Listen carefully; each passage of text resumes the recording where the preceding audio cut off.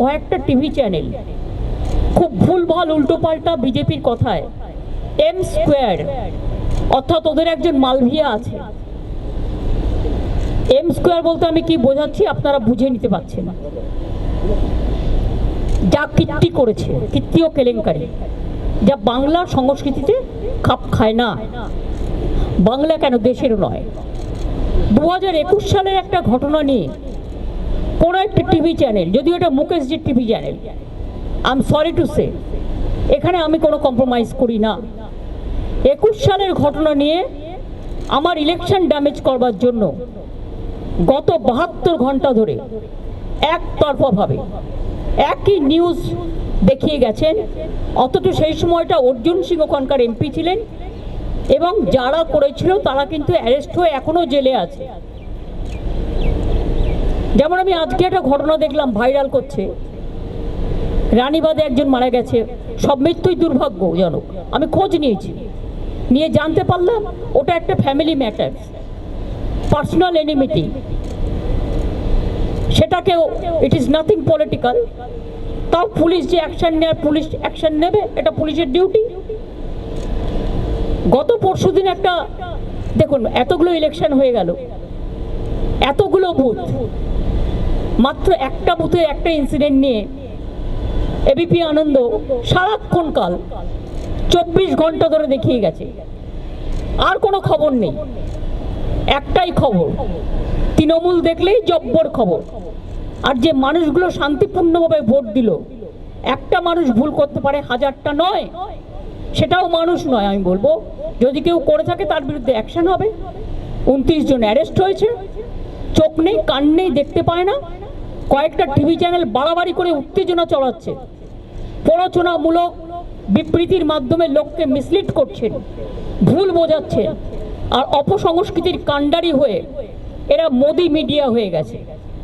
আমি আপনাদের বলবো, আপনাদের কিছু ক্রস চেক করার থাকলে, নবান্ন তো আমাদের সবাই থাকে, আমরাও থাকি, আপনারা ক্রস চেক করে নিন, পুলিশের কাছে ক্রস চেক করে নিন যে অ্যাকচুয়াল কি ঘটনা ঘটেছে। এমনকি পুলিশ যখন বলছে, ইনফরমেশন দিচ্ছে, তখনও সেটাকে আপনারা ক্যারি করছেন না। Just one sided news carry হচ্ছে। কারণ তা নাহলে বিজেপি আপনাদের ইনকাম ট্যাক্স রেড করবে, সিবিআই রেড করবে, ইডি রেড করবে। এটা দীর্ঘদিন চলতে পারে না। এটা আমি আপনাদের কাছে আবেদন জানাচ্ছি এখন।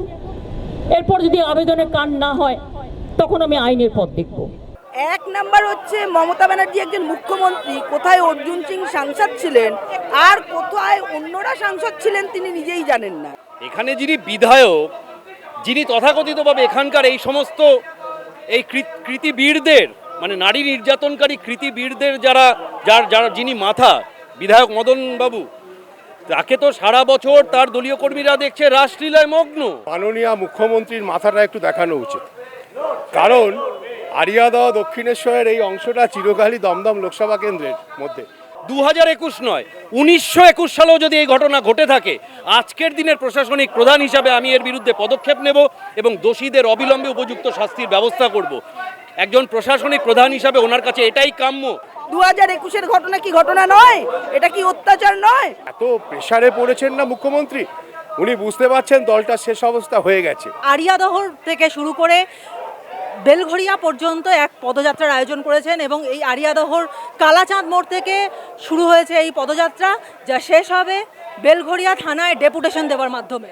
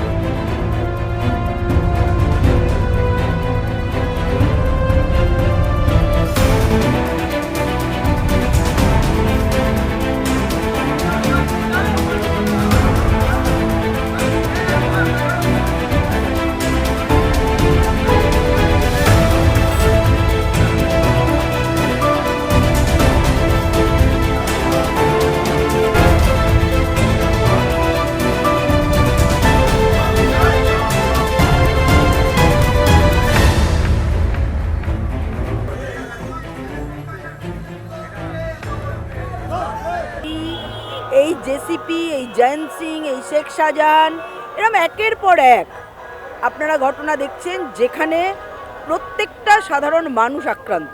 তোলাবাজি, সিন্ডিকেট, মার, গণপিটুনি, একের পর এক গণহত্যা হয়ে চলেছে এবং মানুষের উপর অত্যাচার হয়ে চলেছে। এখানে মুখ্যমন্ত্রীর একটাও কোনো বক্তব্য তার তরফ থেকে শোনা যায়নি।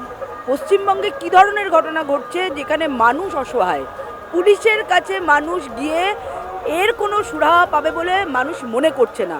অর্থাৎ এখানে একটা তালিবানি শাসন চলছে, এখানে একটা মধ্যযুগীয় বর্বরতা তৈরি হয়েছে, যেখানে গণতন্ত্র অবলুপ্ত হয়েছে।